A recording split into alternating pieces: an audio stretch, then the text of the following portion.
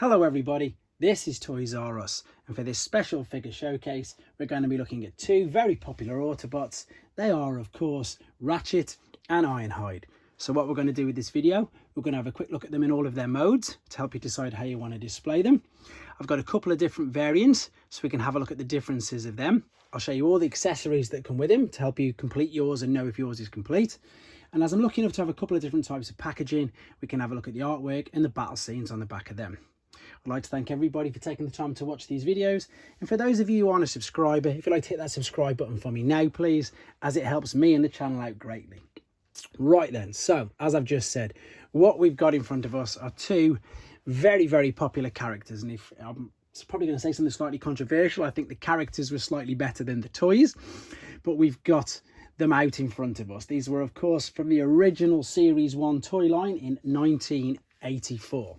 Now, of course, probably one of the main reasons why I perhaps prefer the characters to the toys, and it's obvious, it's because unfortunately it is this terrible head that is behind them. But, you know, if you take that away from it, I think the toy and the ingenious idea of the fact that it is a little robot, it can be, you know, a van or an ambulance, and the mini little battle station sort of makes up for it. So we might as well look at Ratchet first. Now, the big thing with these is, if you're looking for ones for yourself, loose joints. If you're going to be displaying them in robot mode, these can get super loose. In fact, my Ironhide is, if I show you my Ironhide quickly, it's really loose, so that's something to be aware of, and you won't be able to hold the arms up. The robot mode, I mean, it's as basic as you're going to get. It really is. The legs don't do anything. You've got movements. If we want to be really if we want to make things up, we can say it's his ankle, but it's just, of course, it's where the transformation takes place. And his arms swing out, but you know, you can turn them around, all the way around, but the unfortunate thing is he doesn't actually have any weapons to hold in his hands.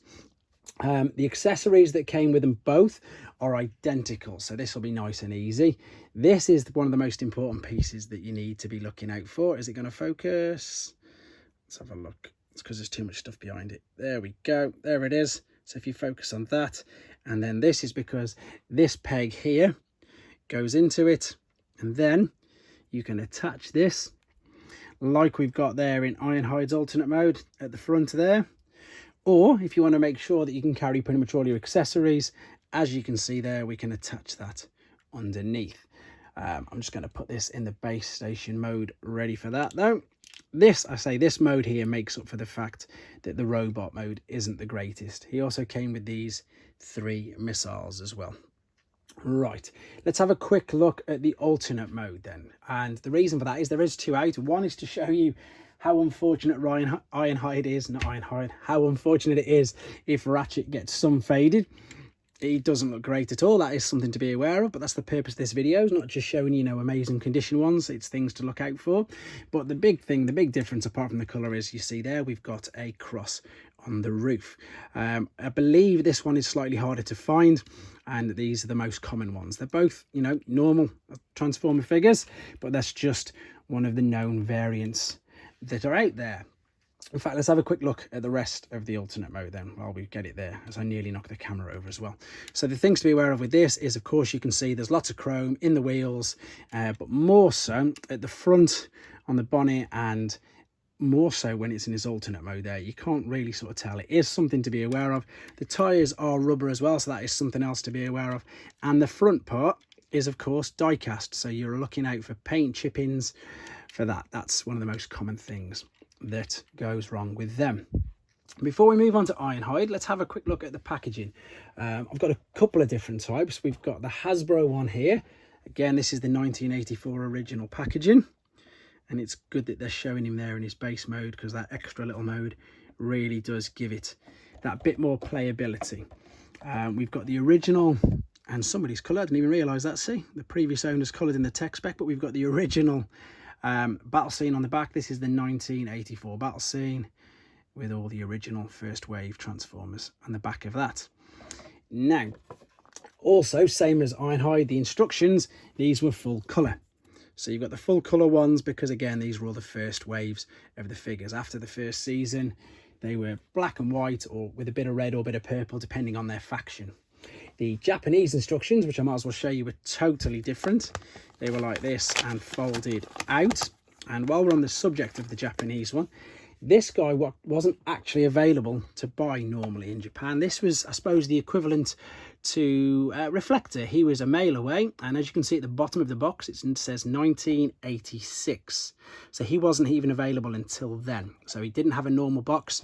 He was just a mail away figure, and that's why he's got the different battle scene on the back, and he's got these sort of exclusive it's blue, isn't it? Blue and white boxes. So he was, yeah, the equivalent of what we know as Reflector and the Omnibot. So he was quite sought after in Japan to get. There we go. There he is. Let's move on to Ironhide now then. Make sure I keep getting this right.